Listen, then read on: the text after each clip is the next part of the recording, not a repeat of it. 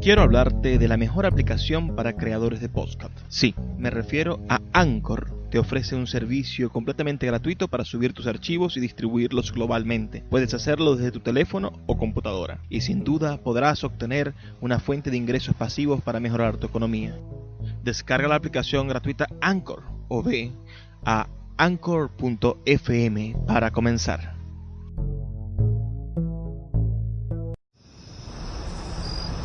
Cuando se calma el bullicio de la ciudad y se van apagando las luces de la casa, se enciende la luz del entendimiento. Desde este momento comienza Puerto de Libros, Librería Radiofónica, programa que contiene todos sus elementos tipo A. Puede ser escuchado por niños, niñas y adolescentes sin la supervisión de padres, madres o representantes. Comienza Puerto de Libros, Librería Radiofónica.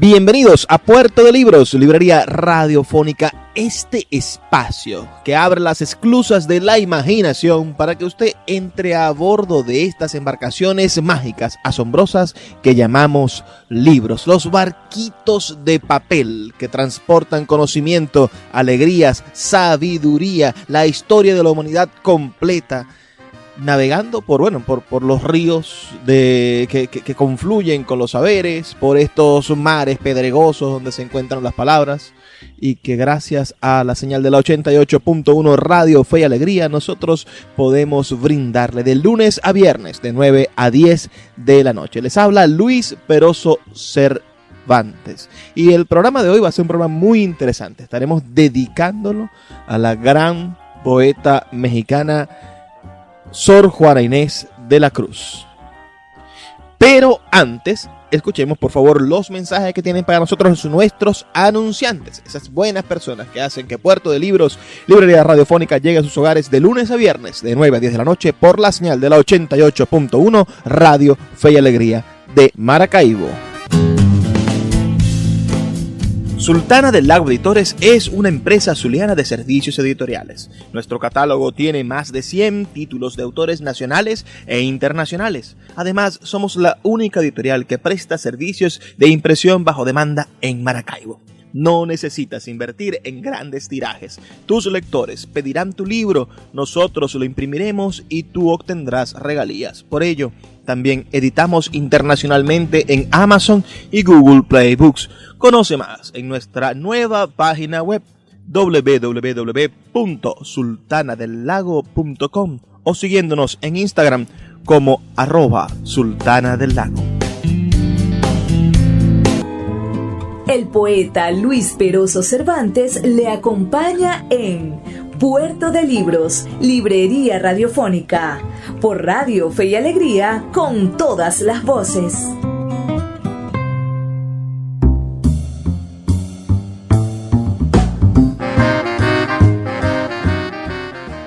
En la edición de hoy de Puerto de Libros, Librería Radiofónica, estaremos compartiendo con ustedes una biografía de la gran escritora mexicana Sor Juana Inés de la Cruz.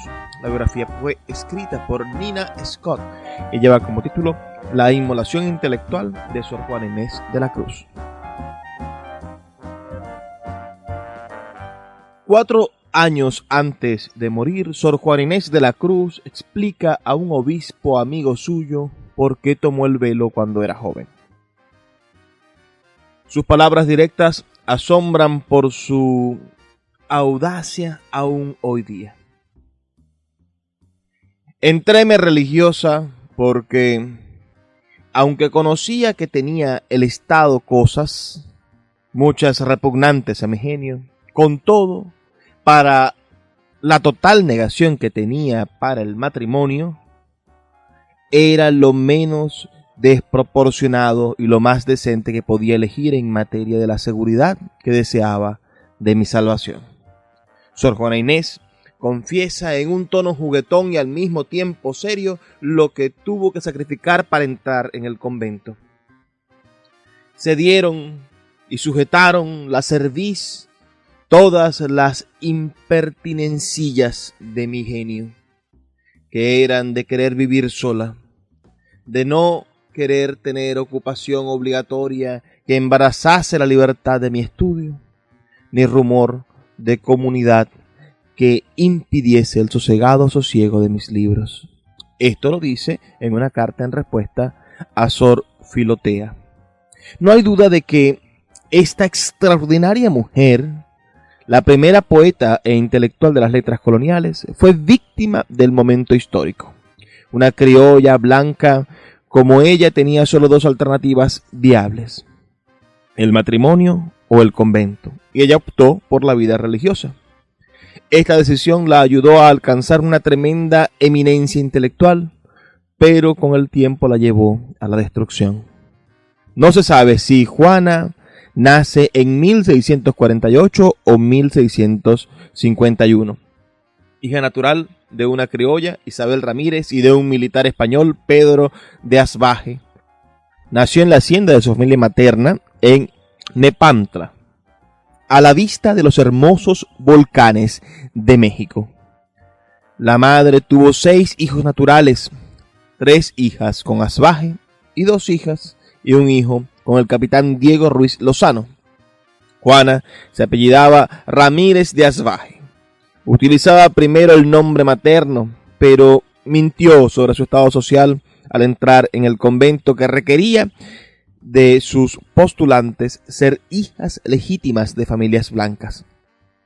El hecho de ser hijo natural era bastante común aún en la alta sociedad mexicana, pero había que guardar las apariencias. Lo que sabemos de la vida de Juana Ramírez de Asbaje viene principalmente de la carta autobiográfica de la cual ya hemos citado, la famosa respuesta a Sor Filotea.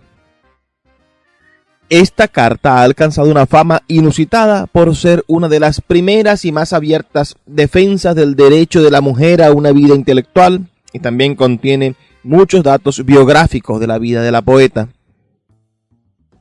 Pero mucho cuidado con aceptar como verdad indisputable todo lo que Sor Juana relata en ese documento. Como era su autodefensa intelectual, manipula su información de acuerdo con este fin. Además, hay muchos datos personales que quisiéramos saber y que no revela nunca. Sor Juana cuenta 2 episodios de su temprana juventud, ejemplos de que su pasión por las letras era tan fuerte que arriesgaba el castigo sin pensarlo 2 veces a fin de poder satisfacer su hambre de saber. A la edad de 3 años, sin el permiso de su madre, el cariño y la travesura, la llevaron a la escuela primaria donde su hermana mayor aprendía a leer y escribir. Engañó a la maestra diciéndole que la mamá quería que aprendiera. Lo cayó todo en casa hasta saber leer, cosa que aprendió con una velocidad relámpago. Aunque Juana temía que la azotaran al descubrirla, para ella el castigo valía el riesgo. El saber leer no se puede quitar. En otro episodio parecido, ella recuerda que cuando tenía 8 años supo que en la capital mexicana había una universidad. Apenas lo oí cuando empecé a matar a mi madre con constantes e inoportunos ruegos sobre que, mudándome el traje, me enviase a México para estudiar y cursar la universidad. Ella no lo quiso hacer e hizo muy bien, pero yo despiqué el deseo en leer muchos libros, varios que tenía mi abuelo, sin que bastasen castigos ni reprensiones a estorbarlo. A tan tierna edad, Juana ya se había enterado de que el mayor obstáculo a su deseo de saber era su género. A pesar de no acceder a su deseo de ir a la universidad, la familia decide mandar a la niña pródiga a la capital para vivir con unos tíos ricos y bien conectados en la corte virreinal de Nueva España. La fama de la joven crece y al cabo de unos años la ahora adolescente Juana es presentada a los virreyes, quienes se asombran ante su intelecto y su facilidad poética. La virreina Leonor Carreto queda encantada con la belleza, el encanto personal y la inteligencia de la joven y la instala en una corte como una de sus damas. Juana pasa varios años en la corte rodeada de las galanterías y la intriga política de los círculos cortesanos. Aumenta su fama literaria, pero su futuro es más bien incierto debido a su estado social y a la falta de fortuna personal. Hoy día, mucha gente se queda sorprendida por la decisión de la bella y sotificada joven de entrar en un convento, pero dado su momento histórico, esta decisión fue la mejor de sus opciones. Con su falta de dote, ¿qué clase de hombre se casaría con ella? No un hijo de la aristocracia novohispana. Además, Juana sabía de sobra que un marido tenía control absoluto sobre la vida personal de su esposa. Le esperaba un embarazo tras otro y probablemente el veto a sus estudios, amén de un cuarto propio, del silencio y de los ratos libres que añoraba su intelecto. En el convento estaría en una prestigiosa comunidad de mujeres, con todas sus necesidades económicas resueltas, dueña de una espaciosa celda y con la oportunidad de dedicarse a los estudios en sus ratos de ocio. Sin embargo, vacila. Como confiesa en su carta, al desembarazo y quietud que pedía mi estudiosa intención eran repugnantes los ejercicios y compañía de una comunidad. Vamos a detener brevemente la lectura e identificaremos nuestra emisora para volver en brevísimos 2 minutos con más de Puerto de Libros, Librería Radiofónica.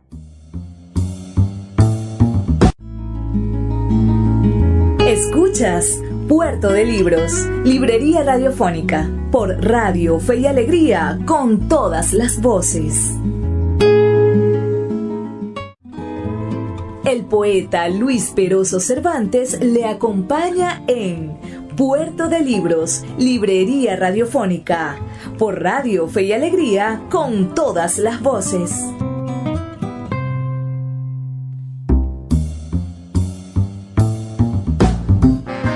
Estamos leyendo una biografía de la poeta Sor Juana Inés de la Cruz, escrita por Nina Scott. La biografía lleva como título La inmolación intelectual de Sor Juana Inés de la Cruz. Está incluido en el libro Las desobedientes mujeres de nuestra América, editada por Panamericana Editorial. Sigamos con esta interesante lectura.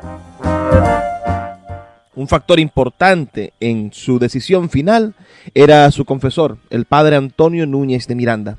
Poderoso jesuita, admirado por su devoción y su gran intelecto, era también el confesor de los virreyes y, por consiguiente, hombre de mucha influencia en la corte. El padre Núñez la estimaba mucho, pero vio la fama de Juana como creciente peligro. Según el biógrafo del jesuita, habiendo conocido la discreción y gracia en el hablar de Juana Inés, lo elevado de su entendimiento y lo singular de su erudición, junto con no pequeña hermosura, atractivos todos a la curiosidad de muchos que desearían conocerla y tendrían por felicidad al cortejarla, solía decir que no podía Dios enviar azote mayor a este reino que si permitiese que Juana Inés se quedara en la publicidad del siglo. Se nota de la cita que lo que más le preocupaba a Núñez era el aspecto público de la vida de la joven. Una mujer se debía callar y retirar del mundo, como ya había señalado Fray Luis de León en La Perfecta Casada de 1583, del cual citaremos ahora. Es justo que se precien de callar todas, así que aquellas a quien les conviene encubrir su poco saber, como aquellas que pueden sin vergüenza descubrir lo que saben, porque en todas es no solo condición agradable, sino virtud de vida, el silencio y el hablar poco. Al poner en la balanza sus dos opciones, decidió por fin tomar el velo. En 1667 entró en la comunidad de las Carmelitas Descalzas, la Orden de Santa Teresa de Jesús. Pero el rigor de la vida de estas hermanas era tan estricto y áspero que Juana se enfermó y dejó la casa después de 3 meses. Luego optó por las Jerónimas, una orden mucho más blanda, y entró en el convento de Santa Paula. Este convento y su iglesia quedan en pie en el distrito histórico de la Ciudad de México. Renovado el claustro hace unos años, hoy día forma parte del Departamento de Historia de la Universidad Nacional Autónoma de México, la misma a la que Juana no pudo asistir. Y en el salón del rector se encuentra el primer retrato oficial de la monja, reconocido como uno de los mayores tesoros del patrimonio nacional. Ironías de la vida. Al entrar en la vida religiosa, Sor Juana tomó 4 votos: pobreza, castidad, perpetua clausura y obediencia. ¿Cómo impactaron sobre su vida? Lo de la pobreza era bastante relativo, puesto que las monjas novohispanas en un convento tan prestigioso y acomodado como Santa Paula vivían en amplias celdas rodeadas de sirvientas y esclavas, vestían elegantes hábitos de finas telas y comían primorosamente. Sabemos que a Sor Juana le gustaba la cocina, porque nos ha dejado un recetario suyo para platos muy ricos. A pesar del tono apasionado de su poesía amorosa, Sor Juana Inés de la Cruz aceptó la regla de la castidad. Inclusive, en uno de sus romances, parecía negar su condición femenina.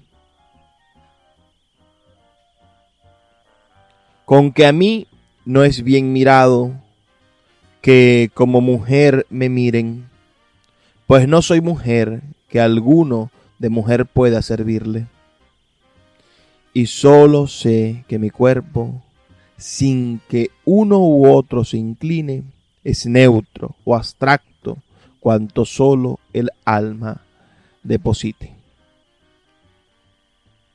Según la creencia de la iglesia de aquel entonces, una mujer que voluntariamente se quedaba virgen se escapaba de las desventajas de la condición femenina y hasta se la consideraba más viril. Como el alma también carecía de género, era un doble esfuerzo por superar su género femenino, obstáculo tan grande en un mundo dominado por los hombres. Así Sor Juana, al negarse también, se afirma. Típica táctica suya, tan cuidadosa y esquiva al expresarse. Como ha observado Octavio Paz de su estilo, Sor Juana dice sin decir, con un ademán borra lo que ha dicho y al borrarlo vuelve a decirlo. La perpetua clausura de las monjas había sido impuesta en el siglo anterior como condición de la vida conventual, en el ciclo de reformas formuladas por el Concilio de Trento. Antes las monjas se habían podido mover por el mundo, ahora se quedaban encerradas en un sitio. Sor Juana no protesta abiertamente contra la perpetua clausura, tal vez porque su orden permitía frecuentes visitas a sus monjas, pero en sus escritos se nota cuánto su espíritu volaba por encima de los muros de su convento. Probablemente el mejor ejemplo de esto es su largo poema metafísico llamado Primero Sueño, que trata de 2 ensayos fracasados de su intento por ascender a las alturas para comprender el universo. Pero también se nota en el siguiente episodio de esta carta autobiográfica. Paseábame algunas veces en el testero de un dormitorio nuestro, que es una pieza muy capaz, y estaba observando que siendo las líneas de sus 2 lados paralelas y su techo a nivel, la vista fingía que sus líneas se inclinaban una a otra y que su techo estaba más bajo en lo distante. de donde infería que las líneas visuales corren rectas, pero no paralelas, sino que van a formar una figura piramidal. Y discurría si sería esta la razón que obligó a los antiguos a dudar si el mundo era esférico o no. Porque, aunque lo parece, podía ser engaño de la vista, demostrando concavidades donde pudiera no haberlas. Aún en sus ratos de ocio, la mente de Sor Juana no paraba. No mira nunca de una manera desinteresada. Analiza, teoriza, abstrae, descubre. Por naturaleza, estaba en conflicto con otra regla impuesta por el Concilio de Trento, que la mujer religiosa debiera permanecer en un estado de santa ignorancia. Por eso, el voto de obediencia fue para ella siempre el más difícil, especialmente cuando obedecer equivalía a callar. Como ha observado de ella Georgina Sabat de Rivers, podemos verla ortodoxa y sumisa en casi todo lo demás, mientras no chocara de frente con el derecho que, como ser humano, tenía al desarrollo de su mente.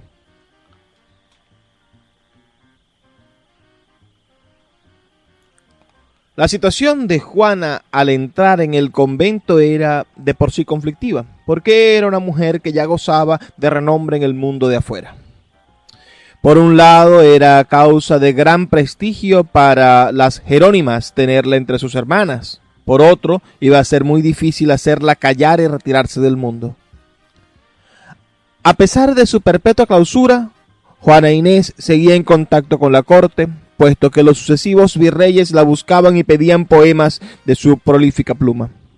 Y esta actividad le gustaba, sin lugar a dudas, en parte por los aplausos y la fama, y en parte porque la recompensaban con regalos de dinero, libros o instrumentos científicos y musicales.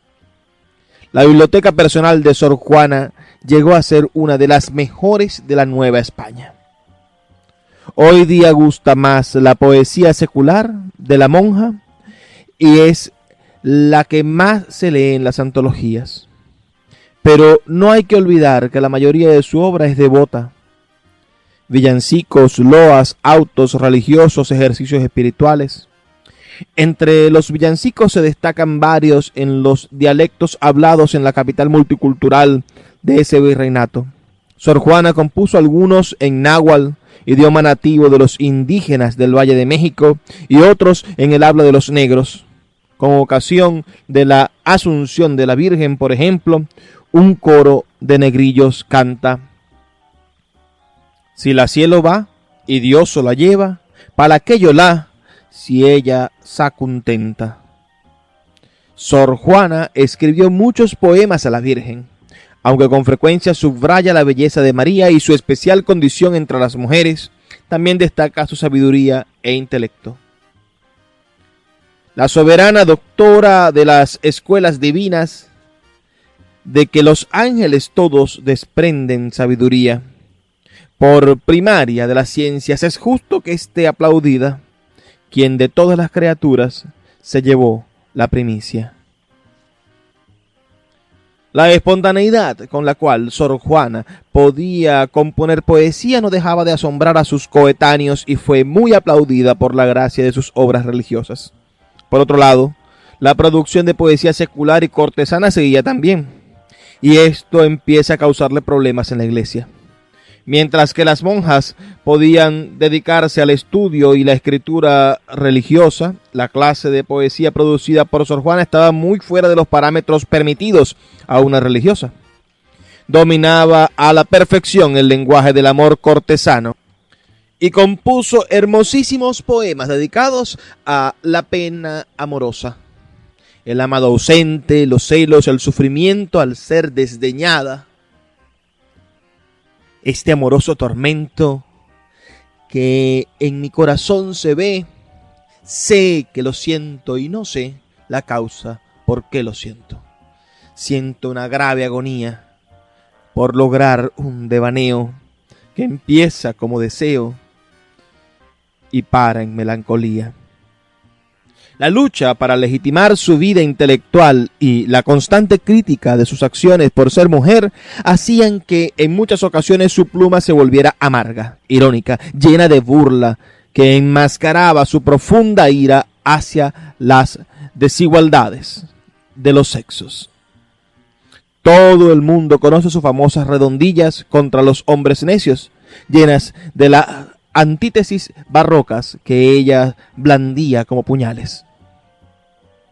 ¿Cuál mayor culpa han tenido en una pasión errada, la que cae derrogada o el que ruega decaído? ¿O cuál es más de culpar, aunque cualquiera haga mal, la que peca por la paga o el que paga por pecar?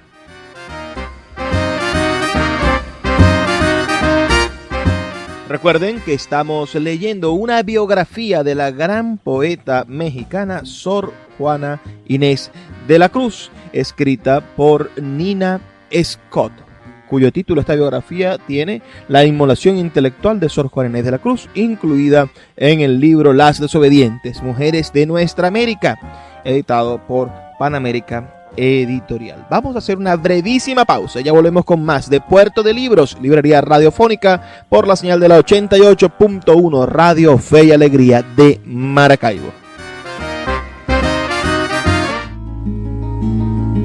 Escuchas Puerto de Libros, librería radiofónica por Radio Fe y Alegría con todas las voces. Escuchas Puerto de Libros, librería radiofónica por Radio Fe y Alegría con todas las voces.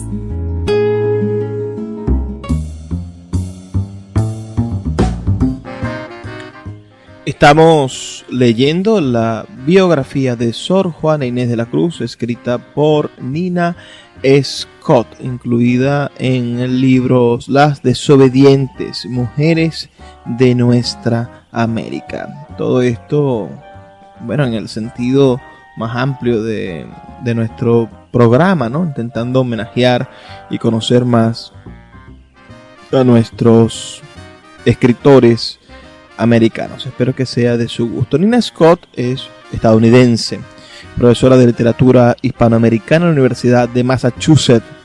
La literatura femenina es su campo de especialización tanto en la época de la colonia como en la moderna. Ha escrito muchos artículos sobre Sor Juana Inés de la Cruz, Rosario de Castellanos, Elena Poniatowska y Gertrudis Gómez de Avellaneda. Es coeditora de Breaking Boundaries, Latina Wisdom of the Critical Reading de 1989 y de Coded Encounters, Gender and the Ethnicity in Colonial Latin America, 1994. También tradujo la novela Sap y la autobiografía de Gertrudis Gómez de Avellaneda en 1993. Elabora una antología crítica de las tempranas escritoras hispanoamericanas. Nos plantea la nota biográfica incluida en este libro, Las desobedientes, editado por Panamérica Editorial en el año 1998. Vamos a continuar con esta interesantísima lectura de la biografía de Sor Juana Inés de la Cruz, titulada La inmolación intelectual de Juana Inés de la Cruz.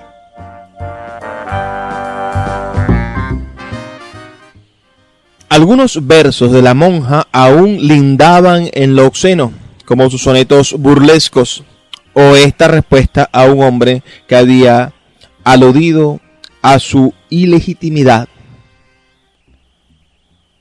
El no ser padre honrado fuera defecto, a mi ver, si como recibí el ser, se lo hubiera yo dado. Más piadosa fue tu madre, que hizo a muchos sus sedas, para que entre tantos puedas tomar el que más te cuadre. En su continua lucha contra la iglesia, Sor Juana manejaba muy hábilmente sus conexiones con la corte virreinal para crearse un espacio desde el cual podía escribir lo más libremente posible. En su vida eran claves sus amistades con dos virreinas en particular, la ya mencionada Leonor Carreto y María Luisa Manrique de Lara, la esposa del virrey Tomás de la Cerda, marqués de la Laguna. Esta pareja llegó a México en 1680 y los años de su reinado, volvieron a España en 1688, fueron los más productivos y libres de toda la vida de Sor Juana. La entrañable amistad entre ella y María Luisa le garantizaban protección contra los poderosos clérigos que empezaban a amenazarla seriamente. El arzobispo de México, que era tremendamente misógino, sentía un alto grado de irritación contra la monja que atraía tanta atención en el mundo, y el padre Núñez también la había criticado más y más abiertamente. Tan segura estaba Sor Juana Inés del poderoso respaldo de los virreyes que en 1681 lo despidió en una carta descubierta en México 300 años después. El tono es fuerte, agresivo, hasta insolente. Tocarle a vuestra merced mi corrección por alguna razón de obligación, de parentesco, crianza, prelancia o tal cosa. Si es mera caridad, parezca mera caridad y proceda como tal. Que el exasperarme no es buena manera de reducirme, ni yo tengo tan servil naturaleza que haga por amenazas lo que no me persuada la razón. Vuelvo a repetir que mi intención es solo suplicar a vuestra merced que, si no gusta de favorecerme, no se acuerde de mí. Escribió mucho Sor Juana durante estos años protegidos. Se destaca todo un ciclo de poemas dedicados a María Luisa, en los cuales daba rienda suelta a su afecto por su amiga y patrona. Tan apasionados suenan algunos que a veces una puede preguntarse si hubo algo más que amistad entre esas dos mujeres. A ciencia cierta no se sabe nada. De mayor importancia para el futuro literario de Sor Juana es que a la hora de volver para España la marquesa la obligó a darle copias de muchos de sus poemas que andaban sueltos por círculos religiosos y seculares. Los llevó consigo y mediante su influencia y riqueza logró publicarlos en Sevilla en 1689 bajo el título de Inundación Castálida. El libro tuvo éxito, la fama de la monja crecía y el arzobispo debe haberse puesto apoplético al verlo. Entre otros, contenía los famosos versos contra los hombres necios. Después de la salida de la marquesa de la vida de Sor Juana, se hacía más dura y circunscrita su realidad. La crítica contra ella aumentaba y tenía pocos aliados. Un prelado que la admiraba mucho era el obispo de Puebla, Manuel Fernández de Santa Cruz. Ostensiblemente para ayudarla, publicó, ella dice que sin su permiso, la crítica que Juana hizo de un sermón del famoso jesuita portugués, el padre Antonio Vieria. Allí fue Troya. Que una monja se atreviera a criticar públicamente a un hombre de la estatura de Vieria era inusitado, y peor aún, el arzobispo y Núñez eran también jesuitas. Además, para protegerse en el sinuoso laberinto de la política religiosa, después de publicar el tratado crítico de Sor Juana, el obispo también le mandó una carta que la amonestaba por su excesivo amor a los vanos asuntos seculares, exhortándola a dedicarse enteramente a asuntos religiosos. Para hacer su mensaje más suave, como si fuera de una religiosa a otra, firmó la carta con el seudónimo de Sor Filotea de la Cruz. Sin embargo, tanto Sor Juana como el resto del mundo sabían que se trataba de un mensaje enviado por un superior, aunque él no tuviera autoridad directa sobre ella. Es posible que Fernández de Santa Cruz haya querido dar a Sor Juana la oportunidad de reconocer públicamente sus errores pasados y jurar obediencia a lo que le pedían las autoridades eclesiásticas. En todo el fervor contemporáneo de ver a Sor Juana como víctima de sus superiores masculinos, no hay que olvidar el momento histórico en el cual todo esto se desarrollaba y que, en aquel entonces la salvación o la pérdida del alma era de suma importancia. Sin lugar a dudas, en la opinión de muchos de sus contemporáneos, Sor Juana se había dedicado en tal grado a asuntos profanos que caía en el pecado de la vanidad. Sor Filotea había hecho lo suyo para sacarla del error al mandarle su carta amonestadora. Pero Sor Juana no reaccionó como se esperaba. En vez de someterle y callar, aprovechó su respuesta a Sor Filotea de 1691 para justificar su vocación intelectual ante Dios y el mundo. La piedra angular de su defensa era el argumento del propio obispo. Este insistía que Dios le había dado su excepcional inteligencia. La monja debía dedicarla exclusivamente a su Señor. Sor Juana le vio de otro modo. Si mi intelecto proviene de Dios, como usted me dice, pregunta ella, ¿cómo puede ser pecado usarlo? La carta es un documento único, la apasionada autodefensa de una mujer que disputa su derecho a usar su mente extraordinaria.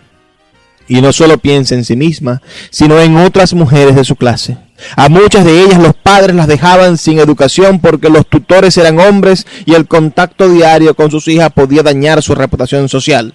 Sor Juana tenía la solución: mujeres mayores y doctas que podían servir de instructoras a las jóvenes. Sus reformas pedagógicas no se escucharon.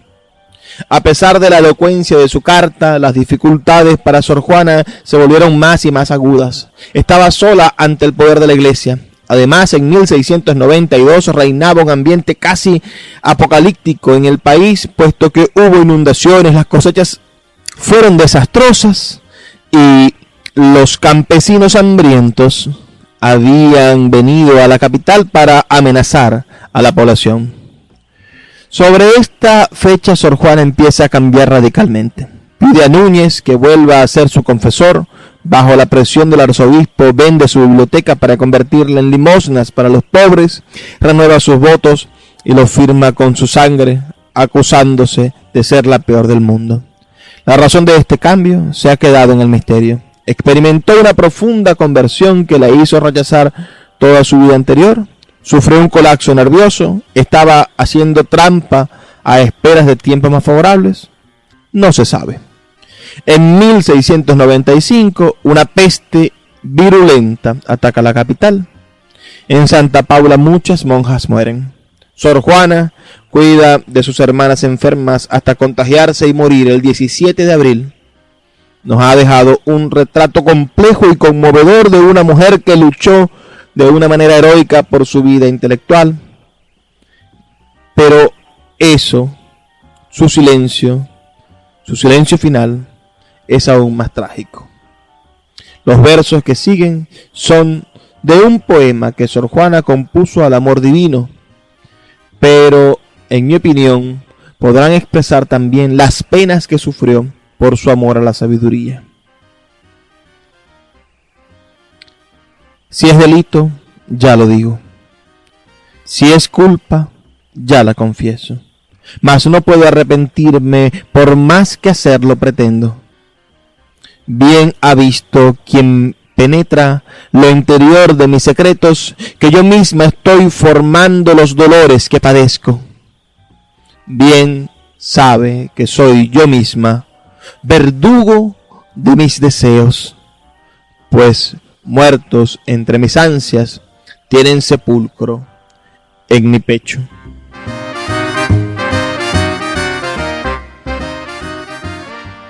Esa es una pequeñísima pero intensa revisión a la vida y obra de Sor Juana Inés de la Cruz, incluida en este libro que se titula Las desobedientes mujeres de nuestra América. Leímos La inmolación intelectual de Sor Juana Inés de la Cruz, escrita por Nina Scott. Tiene un hermoso epígrafe que dice: este que ves, engaño colorido. Bellísima manera de significar todo el sufrimiento de nuestra amada monja, de nuestra amada escritora latinoamericana, Sor Juana Inés de la Cruz. Vamos a hacer una brevísima pausa de 2 minutos y ya volvemos con más de Puerto de Libros. Escuchas Puerto de Libros, librería radiofónica, por Radio Fe y Alegría, con todas las voces. El poeta Luis Peroso Cervantes le acompaña en Puerto de Libros, librería radiofónica, por Radio Fe y Alegría, con todas las voces.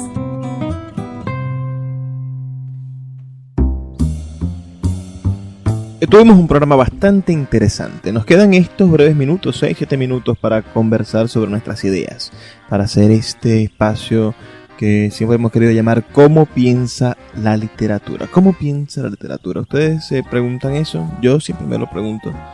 ¿Cómo hacemos nosotros para pensar mejor, para pensar con ella?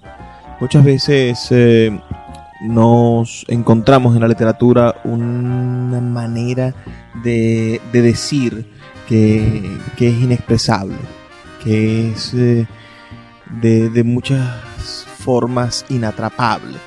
Entonces, ahí está la dificultad de la literatura frente a las otras artes, porque la literatura es objeto artístico, pero al mismo tiempo es pensamiento artístico, al mismo tiempo es reflexión.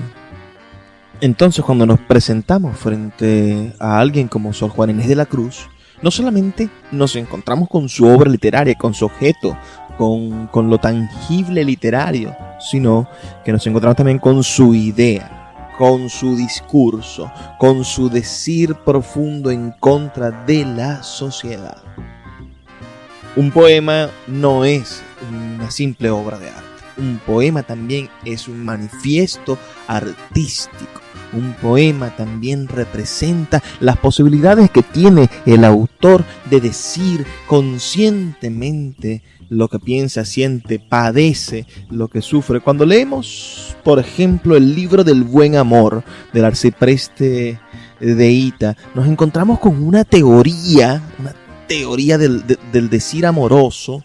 Nos encontramos con una propuesta irreverente en contra del planteamiento eclesiástico del amor, en contra del celibato como modo de vida de los religiosos. Nos encontramos con un hombre que plantea la transformación atómica de las bases fundamentales de la iglesia, y todo esto lo hace con literatura exquisita, con divertimento, con distracción, con historias que nos confrontan con la realidad, pero al mismo tiempo nos entretienen. La literatura le enseñó esto a otras artes. La literatura le enseñó esto al cine, por ejemplo. La literatura es la parte del teatro que hace que esto suceda en el escenario. La literatura le enseñó esto a la retórica. La literatura ha estado desde el principio, ¿no?, formando y transformando el arte para que el arte sea no solamente un objeto de belleza, un objeto estético, sino que también sea un objeto de transformación, de crítica, de revelación, de construcción de nuevos horizontes, de redefinición de nuestra sociedad. Sor Juana Inés de la Cruz es, sin duda alguna, una de las fundamentales piezas de la transformación social feminista mexicana. Pero ustedes me dirán, bueno, qué absurdo, ¿no? Si vivió sometida en el convento, si murió sometida en el convento, si su vida y su muerte no hicieron ningún cambio ni ninguna diferencia significativa en su contexto. Pero al haber elegido la literatura como medio de expresión, al haber utilizado la literatura como herramienta de desahogo y de confrontación social y de definición personal, Sor Juana Inés de la Cruz estaba sentando las bases de una revolución social, mística, cultural, religiosa, etnocéntrica y entrópica, ¿no? Cuando me refiero a estas entropías, esta posibilidad de propagación de un virus, esta capacidad de comunicarnos, ¿no?, y de hacernos viral, de contagiar al otro. Sor Juana Inés de la Cruz y las feministas contemporáneas quizás no tengan mucho que ver. Yo siento miedo como hombre de opinar sobre el feminismo contemporáneo, sobre el Me Too. Siento pánico, ¿no?, frente a lo que le suceden a hombres como Plácido Domingo, ¿no?, y las cosas que suceden en la actualidad.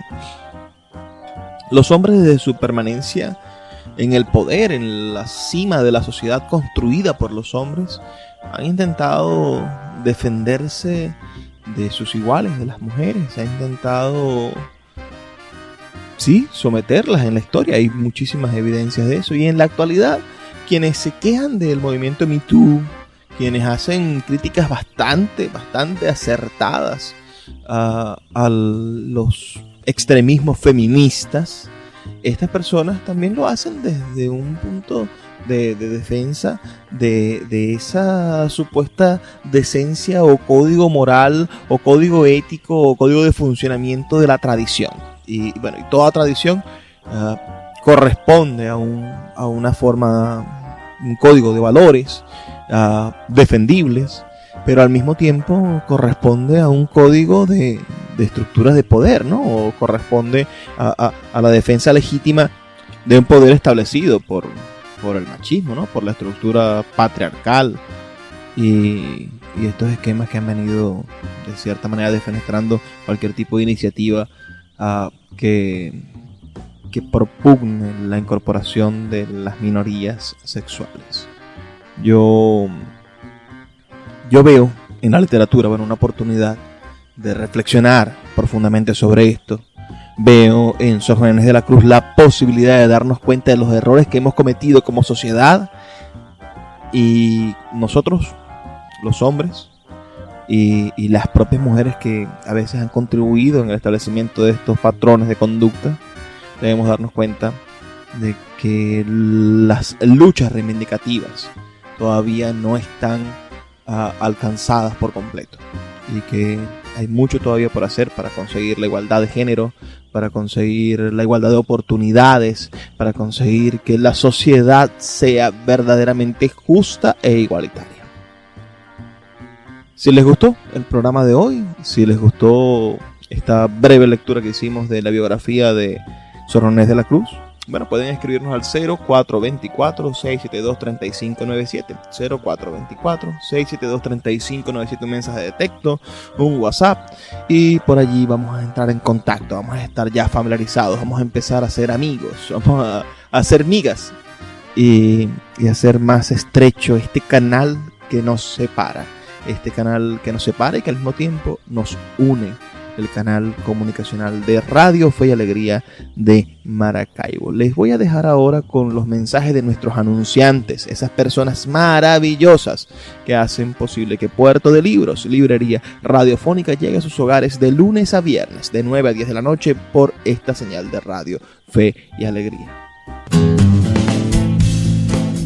Sultana del Lago Editores es una empresa zuliana de servicios editoriales. Nuestro catálogo tiene más de 100 títulos de autores nacionales e internacionales. Además, somos la única editorial que presta servicios de impresión bajo demanda en Maracaibo.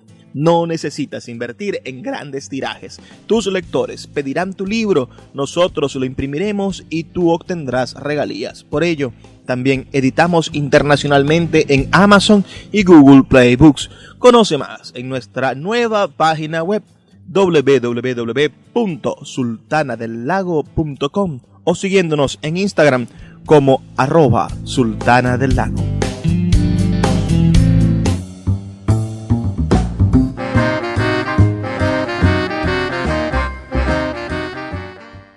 Ha sido un verdadero placer trabajar para ustedes. Les habla Luis Peroso Cervantes, quien los acompaña de lunes a viernes de 9 a 10 de la noche por esta señal de la 88.1 Radio Fe y Alegría de Maracaibo.